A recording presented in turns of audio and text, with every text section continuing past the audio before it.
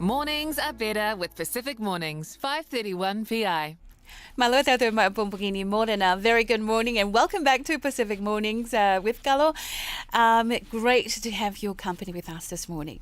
Now, the European Union is represented in the Pacific by a delegation in Suva, which is responsible for the conduct of official relations with 13 Pacific countries and 3 overseas countries and territories. His Excellency Su-jiro Seam is the head of the delegation of the European Union for the Pacific, and Ambassador Seam joins us now for a talanoa about his time in the Pacific. And with that, we say Bula Vinaka and bonjour, Ambassador Seam. Welcome to the show. I don't know in which language I should respond, but Bula and bonjour to you too. Thank you for having me. Thank you so much, and lovely to have you on the show this morning. Firstly, Ambassador, some of our listeners may not actually be aware that the European Union has played a very active role in the Pacific for some time now. Can you give us some background as to when the EU started formally being engaged in the Pacific, some key milestones and how the role of the European Union in the Pacific has evolved over time? Well, the European Union is now a grouping of 27 member states in continental Europe. It didn't start with 27 member states, but only 6 of them. And we have established relationships with what we call countries from Africa, the Caribbean, and the Pacific, or ACP countries. This established relationship started in 1960 with the Yaoundé Convention, but it's only after the Lomé Convention in 1975 that we opened the delegation in Fiji. At the time, Fiji had been independent for only 5 years, and we were one of the first on the ground as a diplomatic mission.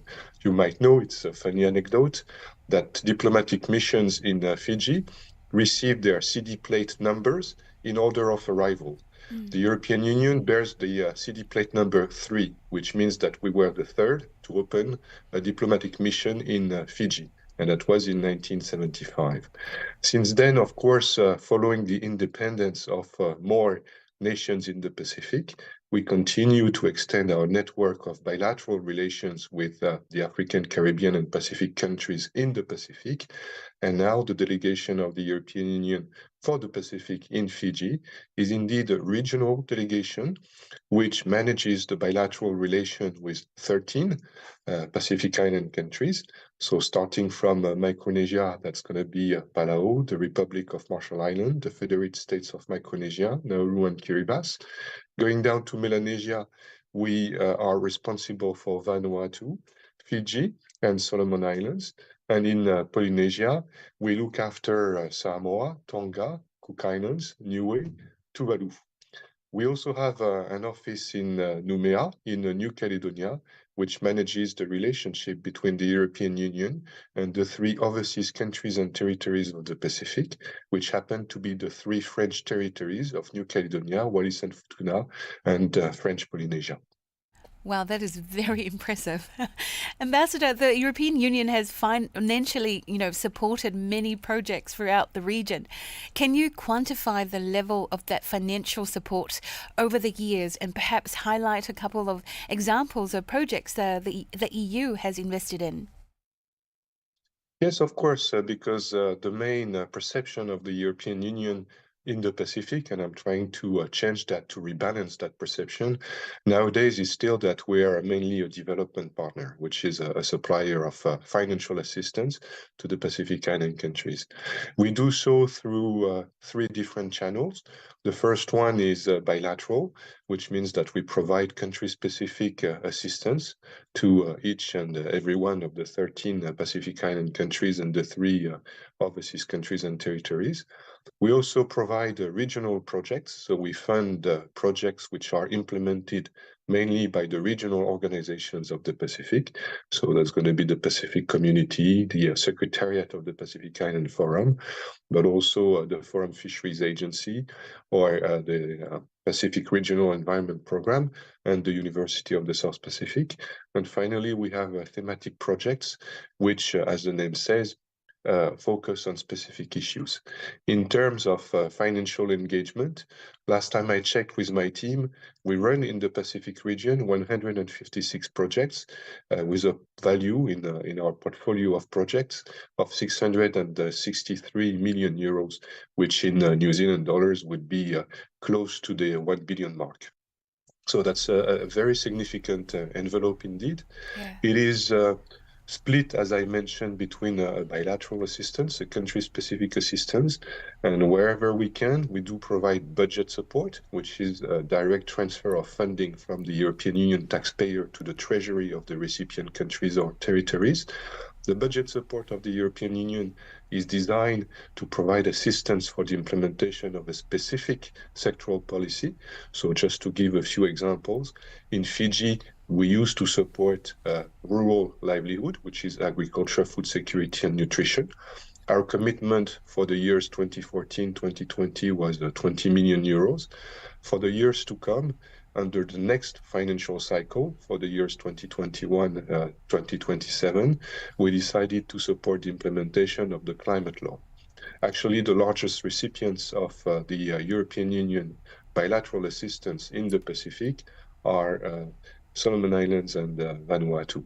In Solomon Islands, we provided budget support to water and sanitation, and that was in the tune of 30 million euros. We also invested 30 million euros in Vanuatu in a project which is named VAVAC, which stands for Vanuatu Agricultural Value Chains. So in Vanuatu, specifically, we support the development of the production of beef, coconut, and fruit and vegetables.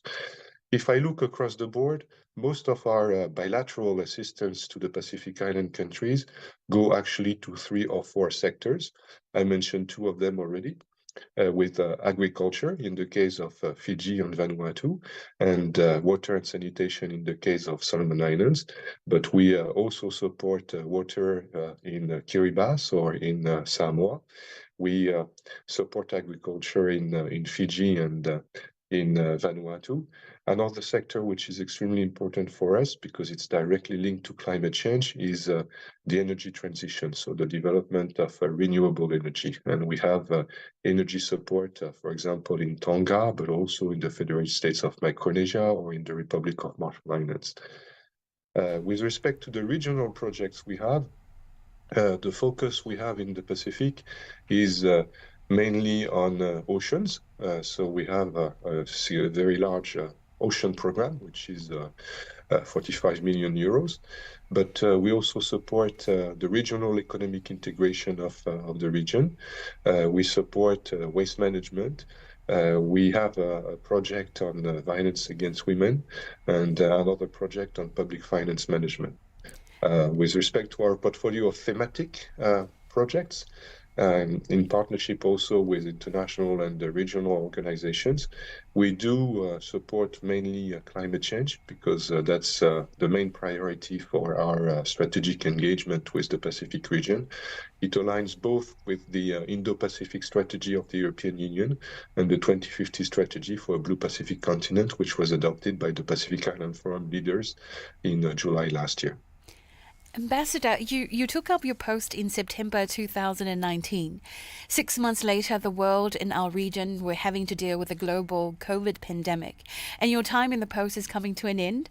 Reflecting on your 4 years, what is an enduring memory or reflection that you will take with you?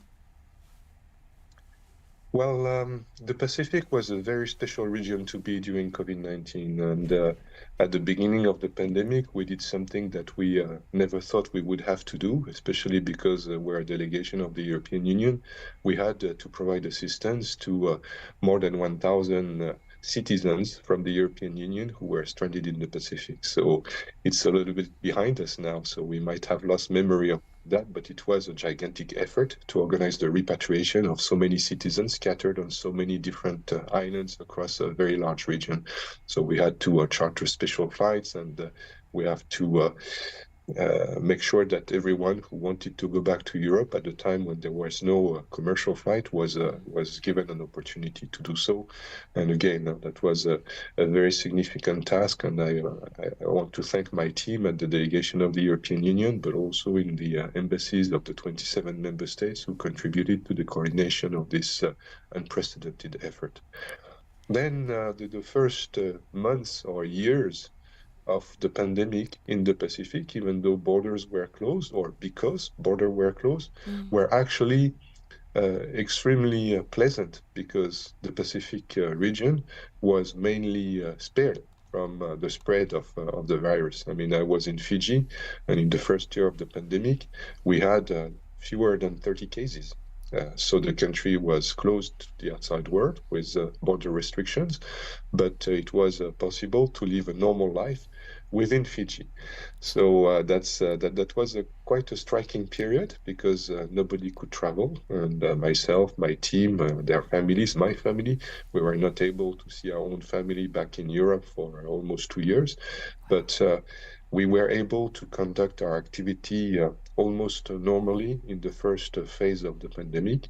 And I'm very proud that with my team, we managed to continue the implementation of our projects, and we managed to organize and plan for and then the next phase of our engagement in the Pacific. So even though there was a pandemic, business continued almost as normal, except that we all switched to video conferencing instead of taking the plane, but we managed to continue to deliver on our objectives. Then, of course, that was a little bit strange because with the vaccination, which took up very well in the Pacific, I mean, the Pacific Island countries all managed to achieve a very good vaccination rate. But at a time when the rest of the world reopened, finally, COVID-19 caught up with the Pacific. So it's only in the year 2022, last year, that we had the first cases in some of the countries in the Pacific, which have been so far spared with the spread of the virus. But nonetheless, my time in the Pacific as ambassador of the European Union over the past 4 years can be divided up into three phases: the pre-pandemic, the pandemic phase, and the post-pandemic. In the pre-pandemic, it was life as usual. I was able to travel across the region, and it's important for me to travel because as I cover 13 Pacific Island countries and 3 overseas countries and territories, I have to go to these places to make sure that we continue to grow the relationship between the European Union and the Pacific. But during COVID-19, we had to work from Fiji. We had to work remotely. And since then, after the reopening of the borders, myself, my team were trying to catch up. So we have more frequent travels to the region. So I am reaching the end of my tour, but I did a little bit of a calculation. Last year, I traveled 87 days in the year when the borders reopened. And this year, we're only in August, but I've already traveled 92 days. Wow. So that gives you an idea of the amount of travel which is involved with service in a delegation which has a regional perimeter. Now, in 2021, the EU had to develop a strategy for cooperation in the Indo-Pacific. Was this a direct result of expanding Chinese interests in the region, especially the Belt and Road Initiative? I wouldn't say it was a direct response to the Chinese ambition in the region or the Belt and Road Initiative in itself, but it is fair to say that since I arrived in the Pacific and before becoming the ambassador of the European Union in 2019, I was the French ambassador to Fiji, Kiribati, Nauru, Tonga, and Tuvalu. And I arrived in the Pacific 6 years ago, so that's quite some time now. So I ended up being the dean, so the longest serving foreign ambassador in Fiji. But since 2017, it is fair to say that the geostrategic competition in the Pacific has increased with competition between, on the one hand, China, indeed, and on the other hand, the United States and like-minded partners. So the geostrategic importance of the Pacific has also increased. We felt that from the European Union, with 3 of our member states adopting national Indo-Pacific strategies. So that was France, that was Germany, and that was the Netherlands. on that basis, because we're a grouping of 27 member states, which are driven by our member states, the European Union itself decided to go for an Indo-Pacific strategy, indeed, in 2021. So we built upon the national Indo-Pacific strategies of the 3 member states, which already decided to go that way. And we decided to develop this Indo-Pacific strategy for cooperation in the region, because we realized the importance of this region in geopolitical and geostrategic terms. The strategy for cooperation in the Indo-Pacific of the European Union, as the name says, focuses on cooperation between the European Union and the Pacific Island countries. This strategy is articulated around 7 key priorities, which are prosperity, which is economic development, the green transition, including climate change, oceans, but also digital and connectivity issues, peace and security, and human development, which comprises not only resilience, but also natural disasters, preparedness and prevention. So you can see that these 7 priorities are not targeting any country, and certainly not China, but they are focused on the key priorities of the region itself, and they align perfectly well with the 2050 strategy for a Blue Pacific continent of the Pacific Island Forum, even though this 2050 strategy was only adopted more than 1 year later in July last year at the Pacific Island Forum leaders meeting in Suva. Now, some critics say that the EU's Indo-Pacific strategy mars the current political dialogue between the Pacific and the EU because it doesn't incorporate the smaller Pacific perspective to the extent that the Pacific wants. In fact, a former Samoan Prime Minister said it was more Indo than Pacific. What's your response to the criticism that the EU Indo-Pacific strategy is someone else's narrative and detracts from the Blue Pacific narrative? The Indo-Pacific is a wide region. It extends from the eastern coast of Africa to the western coast of Latin America. But the Pacific and the South Pacific is in the middle of it. So there is no doubt that even though the Indo-Pacific is a wider region, the Pacific is an integral part of the Indo-Pacific region. What I told all my partners in the 13 Pacific Island countries and the 3 overseas countries and territories of the Pacific when I met them is that it's better to be a part of the Indo-Pacific strategy than not to be a part of any strategy at all. So that's really the bottom line. Even though the Indo-Pacific is wider, and I do not challenge that, than the Pacific, it's better to be a part of one of the most important strategies of the European Union than not be incorporated in any of the major strategies of the European Union. The second thing is I myself advocated with headquarters, my political masters in Brussels and the 27 member states that we needed a more specific focus on the Pacific within the Indo-Pacific strategy. And this is the reason why last year, at the end of last year, we decided to go for a mapping of our activities as the European Union and the 27 member states of what we do in this region, in the Pacific. So even though our strategy for cooperation is within Indo-Pacific, which is a wider region, we now have a stronger focus on the Pacific region itself. And that's very good. And finally, because you mentioned the lack of a platform for political engagement with the Pacific as such, moving forward, the successor to the Yaoundé, Lomé, and Cotonou Convention, which provides for the framework for engagement with the African, Caribbean, and Pacific states, will be renewed because the Council of the European Union, the 27 member states, decided to give the green light to the conclusion of the post-Cotonou agreement, which, by the way, will be signed in Samoa. And that will be the first time ever that the framework agreement between the 27 member states of the European Union and the 79 African, Caribbean, and Pacific states will be signed in the Pacific.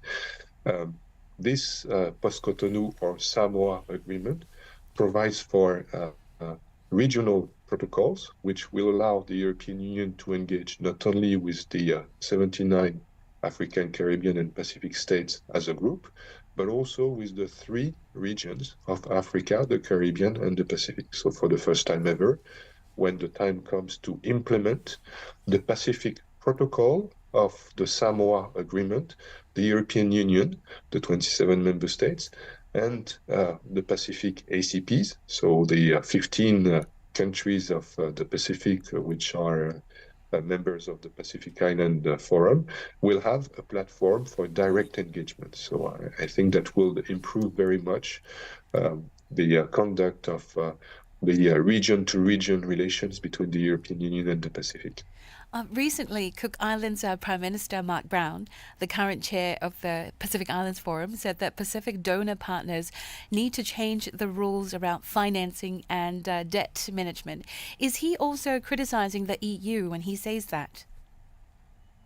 Well, you should ask him. I think one of the issues we have with Cook Islands in particular, but it is not an isolated case, is that Cook Islands became too rich to be eligible for official development assistance. So the financial assistance we're providing to the Pacific is official development assistance. It's assistance to developing countries, to countries which need the international financial assistance to fight poverty and to increase their level of development. For the 2021-2027 financial cycles, because the European Union works in multi-annual financial cycles. So for the 2021-2027 financial period, it is fair to say that 4 countries in the Pacific become ineligible to official development assistance, which means that they cannot any longer receive financial assistance as development assistance from the European Union.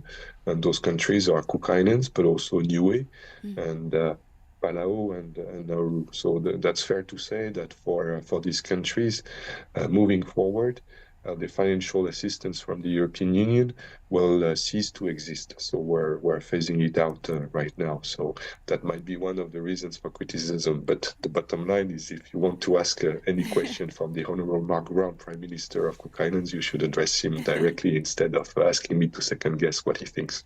Now, Ambassador, what's your response to Prime Minister Brown's calls for donors to get behind the Pacific Resilience Facility, you know, the regional financing facility designed to help Pacific nations build resilience in response to climate change?